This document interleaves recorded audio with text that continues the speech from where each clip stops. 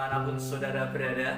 Kita melihat keadaan yang terjadi atas dunia dan bangsa kita, di mana banyak mengakibatkan orang mengalami ketakutan, kecemasan, kekhawatiran di dalam hidupnya. Namun ada satu kebenaran firman Tuhan yang merupakan janji Tuhan bagi setiap kita yang sungguh-sungguh percaya dan melakukan setiap perintah Tuhan.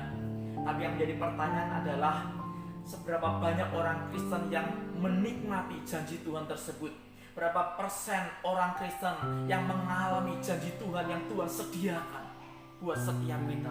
Kesalahan orang Kristen adalah mereka hanya menginginkan janji Tuhan, ingin mendapatkan janji Tuhan, tetapi mereka tidak pernah mau melakukan dan mentaati setiap perintahnya. Hari ini kita akan belajar bagaimana supaya janji Tuhan itu menjadi nyata dalam hidup kita.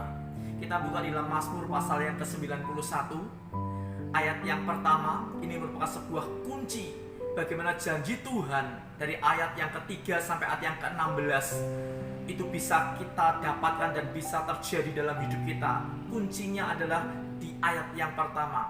Firman Tuhan berkata bahwa orang yang duduk dalam lindungan yang maha tinggi dan bermalam dalam naungan yang maha kuasa akan berkata kepada Tuhan, tempat perlindunganku dan kubu pertahananku, Allahku yang kupercayai.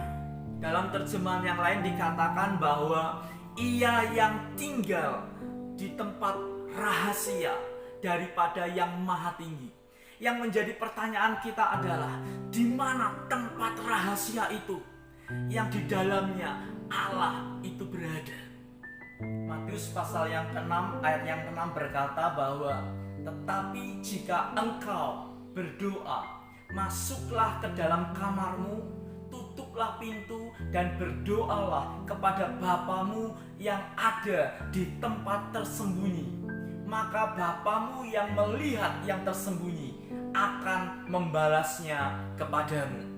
Jadi yang dimaksud dengan tempat yang rahasia, tempat tersembunyi di mana Allah berada, itu adalah di saat kita berhubungan secara pribadi dengan Tuhan, di mana hanya ada kita dan Tuhan saja. Dan ini kita bisa lakukan ya, dimanapun kita berada.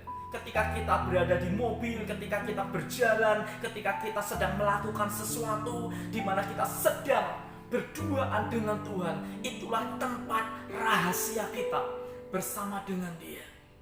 Dan Tuhan berkata bahwa janji ini, janji perlindungannya yang begitu sempurna, itu hanya diberikan kepada orang-orang yang mau tinggal di tempat yang tersembunyi, di mana Tuhan itu berada.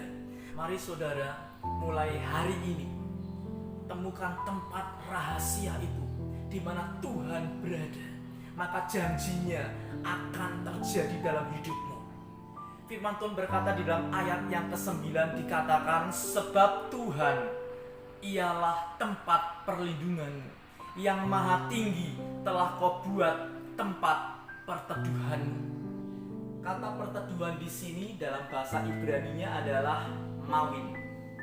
Mawin itu berasal dari akar kata onah, yang dalam arti kata sebenarnya itu tinggal bersama seperti orang yang sudah menikah. Jadi ketika kita menjadikan Tuhan itu tempat perteduhan kita, hubungan yang Tuhan mau adalah hubungan seperti suami istri, di mana kita digambarkan sebagai mempelai wanita dan dia sebagai mempelai prianya.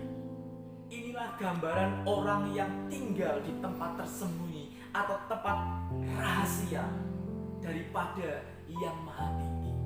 Jika Anda tidak mengambil waktu mulai sekarang ini untuk bersekutu pribadi dengan Tuhan, maka setiap hari kita kehilangan berkat yang begitu besar, proteksi yang sempurna yang Tuhan janjikan. Bagaimana bisa menjadi kenyataan dalam hidup kita ketika kita tidak melakukan bagian kita, kita tidak melakukan setiap perintahnya. Yang kedua, di dalam Mazmur pasal 91 ayat 1b dikatakan bahwa dan bermalam dalam naungan yang maha kuasa. Di dalam terjemahan yang lain dikatakan yang tinggal di dalam bayang-bayang Allah yang Maha Kuasa atau El Shaddai. Apa yang dimaksud dengan tinggal di dalam bayang-bayang El Shaddai atau Allah yang Maha Kuasa? Jadi orang yang hidupnya dia tinggal di dalam Tuhan, menjadikan Tuhan tempat perteduhannya. Dia tinggal di tempat rahasia, tempat yang tersembunyi di mana Tuhan berada. Maka dia hidupnya akan selalu bergantung sepenuhnya kepada Tuhan. Dia akan selalu mengandalkan Tuhan.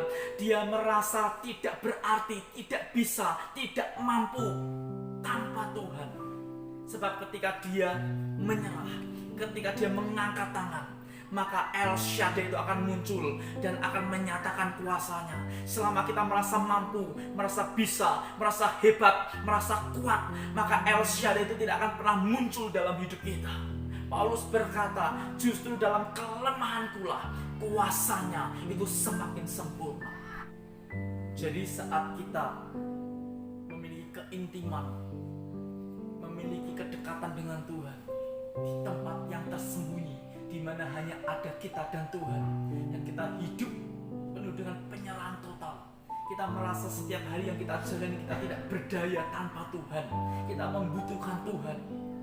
Maka janji Tuhan akan digenapi dalam setiap kehidupan kita. Semua yang Dia janjikan bahwa Tuhan akan menjauhkan kita dari setiap penyakit sampar. Tuhan akan mengirimkan malaikatnya untuk menolong setiap kita. Tuhan akan meluputkan segala sesuatu. Janjinya itu akan menjadi kenyataan dalam hidup kita.